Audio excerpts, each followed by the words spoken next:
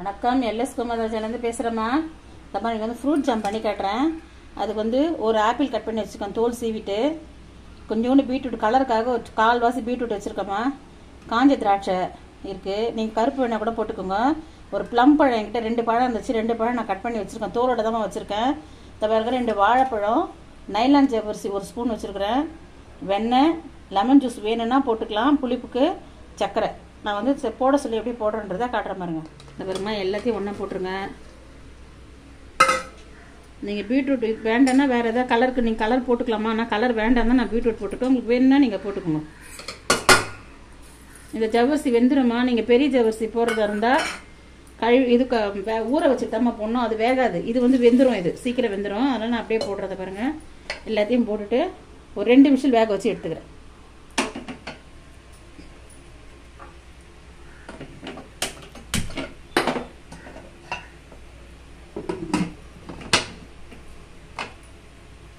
ஆவி போட்டுட்டு பாருங்கள், ஒரே ஒரு விசில் தான்மா. இது ஃப்ரூட்ன்றதுனால சீக்கிரம் வெந்துடும். அது பாருங்கள், தண்ணி வடிஞ்சிட்ட உடனே இதை கிரைண்ட் பண்ணிவிட்டு நான் காட்டுறேன். சொல்லுங்கள். இந்த பாருமா, மிக்சியில் போட்டுட்டேன், நான் அரைச்சிட்டு காட்டுறேன் பாருங்க. பார்த்தீங்களா, நான் போடுறேன் பாருங்க.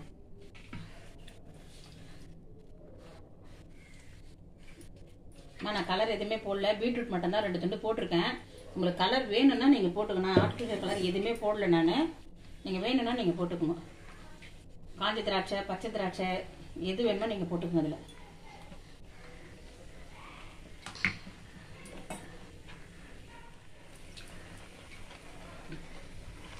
இந்த பாருமா, கழுவி கொஞ்சமாக தண்ணி விட்டு நான் கழுவியும் ஊற்றிட்டேன்.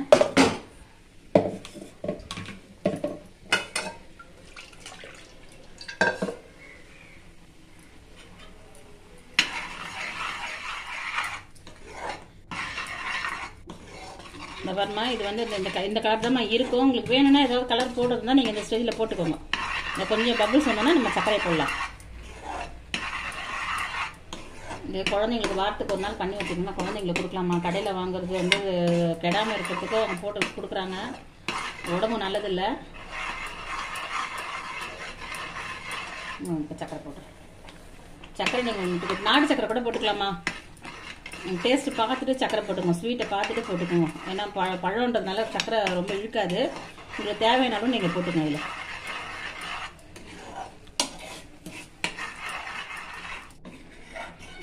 கொஞ்சம் பிளர் ஆகுது.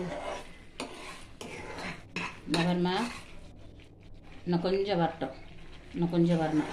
கொஞ்சம் வந்தோன்னா கொஞ்சம் சிம்லேயே வச்சு கலருங்களா, ஃபாஸ்ட்டாக வைக்காதீங்க, அடி பிடிச்சிடும். பார்த்து கலருங்க.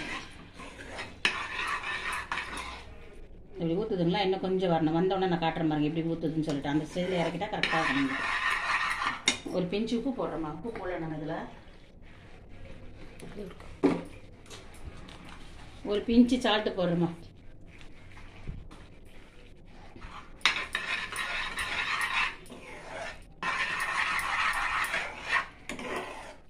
இந்த பாருமா, அதை வந்துச்சு பார்த்தீங்களா? இதுதான் பதம், கரெக்டாக வந்துச்சு பாருங்க.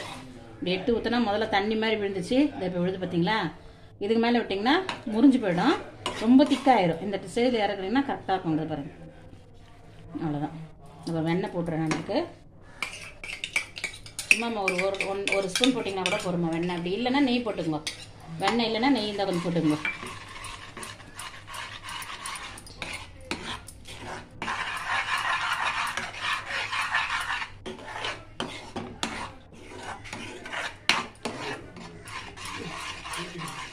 சூடு ஆறணுமா? ஆறினோடனே நீங்கள் பாட்டிலில் போட்டு எடுத்து வச்சுருங்க. இது வந்து கலர் இவ்வளோதாம்மா இதுக்கு. நம்ம போட்டால் தான் கலர் வரும். நம்ம ஒரு சின்ன துண்டு பீட்ரூட் போட்டால் போட்டிருக்கேன். ஃப்ரூட்டுன்றதுனால எந்த ஃப்ரூட் உங்களுக்கு கலர் கிடைக்குமோ அந்த கலர் ஃப்ரூட்டை போட்டுங்க.